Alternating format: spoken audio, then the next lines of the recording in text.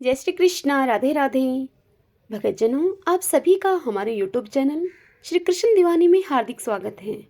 आज के पावन दिन मैं आप सबके समक्ष अन्नपूर्णा माता की व्रत कथा प्रस्तुत कर रही हूँ।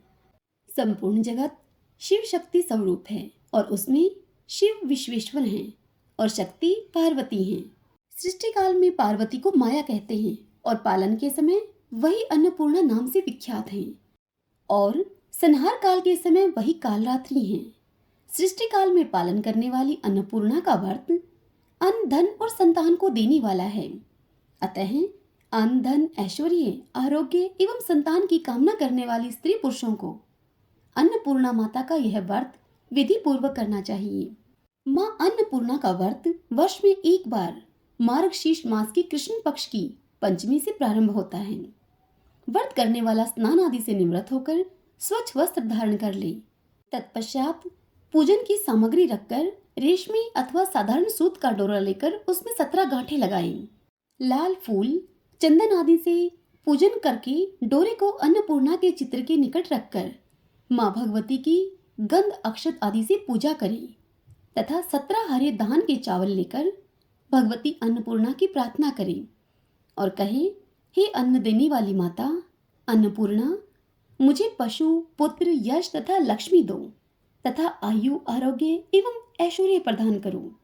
हे देवी, आपको नमस्कार है।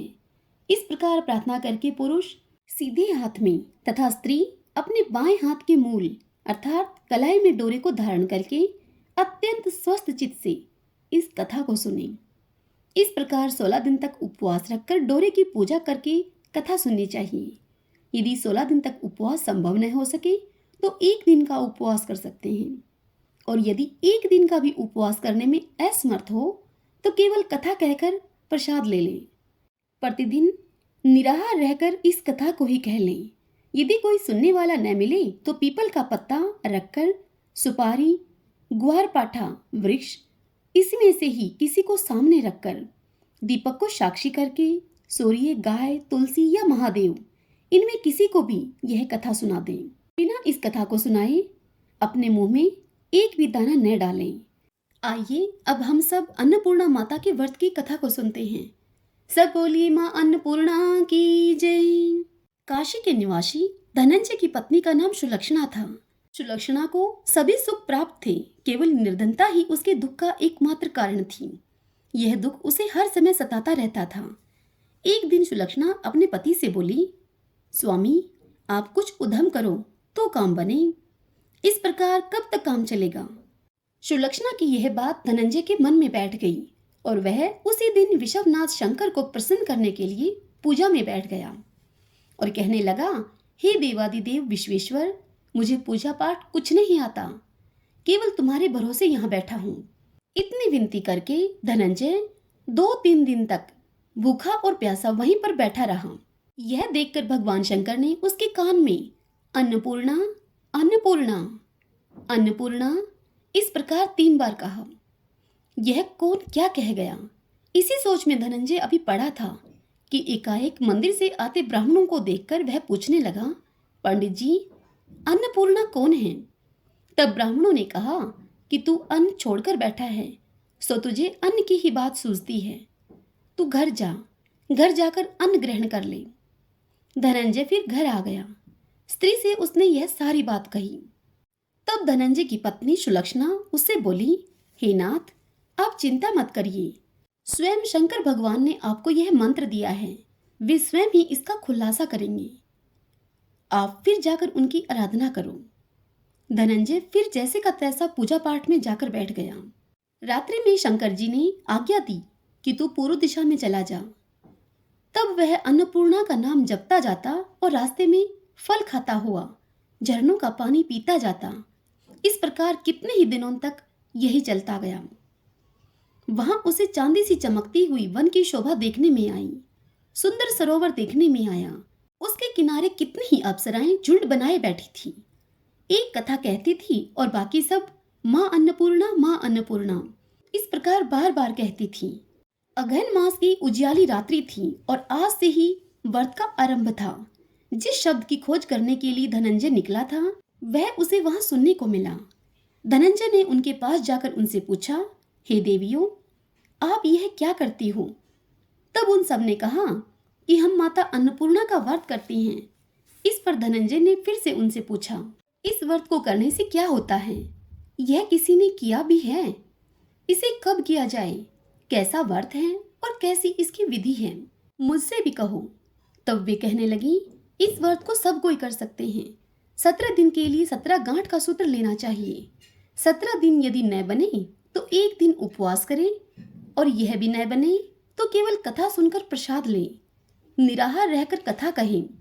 कथा सुनने वाला कोई न मिले तो पीपल के पत्ते को रखकर सुपारी या गुआर पाठा वृक्ष को सामने करके, दीपक को साक्षी करके, सूर्य, गाय, तुलसी या महादेव को बिना कथा सुनाए मुख में दाना न डालें। यदि भूल से भी कुछ पड़ जाए तो एक दिवस फिर उपवास करें। व्रत के दिन क्रोध न करें और झूठ भी न बोलें। धनंजय बोला, इस व्रत को करने से क्या होगा? तब वे कहने लगी कि इसके करने से अंधों को नेत्र मिले, भूखों को अन्न मिले, निर्धन के घर धन आए, बांझ को संतान मिले, मूर्ख को विद्या आए, और जो जिस कामना से इस व्रत को करे माँ उसकी हर इच्छा पूरी करती हैं। तब वह कहने लगा कि बहनों, मेरे पास धन नहीं है, विद्या नहीं है, मैं तो दुखिया ब्राह्मण हूँ, मुझे इस व्रत का सूत्र दोगी? तब वह बोली, हाँ भाई, तेरा कल्याण हो, तुझे देंगी, ले इस व्रत का मंगलसूत्र ले। तब धनंजय ने इस व्रत को किया। जब धनंजय का व्रत पूरा हुआ तभी सरोवर में से 21 खंड की स्वर्ण सीढ़ी हीरा मोती जड़ी हुई प्रकट हुई। धनंजय जय अन्नपूर्णा कहता जाता था। इस प्रकार कितनी ही सीढ़ियां उतर गया तो धनंजय क्या देखता है कि करोड़ों सूर्यों के समान प्रकाशमान मां अन्नपूर्णा का मंदिर है। उसके सामने स्वर्ण सिंहासन पर माता अन्नपूर्णा विराजमान है। सामने भिक्षा हेतु भगवान शंकर खड़े हैं। दिवांगनाएं चंवर डुलाती हैं। कितनी ही हथियार बांधे पहरा देती हैं। धनंजय दौड़कर कहने लगा, माता, आप तो अंतर्यामिनी हो, मैं आपको अपनी दशा क्या बताऊं? तब माता बोली कि तूने मेरा व्रत किया है, जा तेरा संसार सत्कार करेगा। माता ने धनंजय की जीवा पर बीज मंत्र लिख दिया। अब तो उसके रोम रोम में विद्या प्रकट हो गई। इतने में ही क्या देखता है कि वह काशी विश्वनाथ के मंदिर में खड़ा है। माँ का वरदान लेकर धनंजय अब घर आया। सुलक्षणा से सब बात कही उसने। माता जी की कृपा से उसके घर में संपत्ति अब उमड़ने लगी। छोटा सा घर बहुत बड़ा गिना जाने लगा। जैसे शहद की छत्ते में मक्खियां जमा होती हैं, उसी प्रकार अनेक सगे संबंधी आकर बड़ाई करने लगे। कहने लगे, इतना धन और इतना बड़ा घर, सुंदर संतान नहीं तो इस कमाई का कौन भोग करेगा? सुलक्षणा के संतान नहीं है, इसलिए तुम दूसरा विवाह करो। अनिच्छा होते हुए भी धनंजय को दूसरा विवाह करना पड़ा और सती सुलक्षणा को सोत का दुख उठाना पड़ा। इस प्रकार दिन बीतते चले गए। फिर अघन मास आया। नए बंधन से बंधे पति को सुलक्षणा ने कहलवाया कि व्रत के प्रभाव से हम सुखी हुए हैं, इस कारण यह व्रत छोड़ना नहीं चाहिए।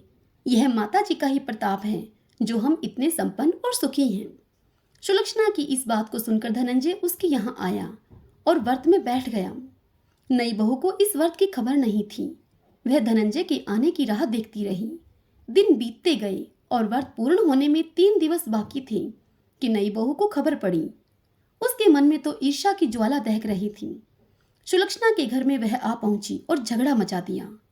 वह धनंजय को अपने साथ ले गई। नए घर में धनंजय को थोड़ी देर के लिए निद्रा ने आ दबाया।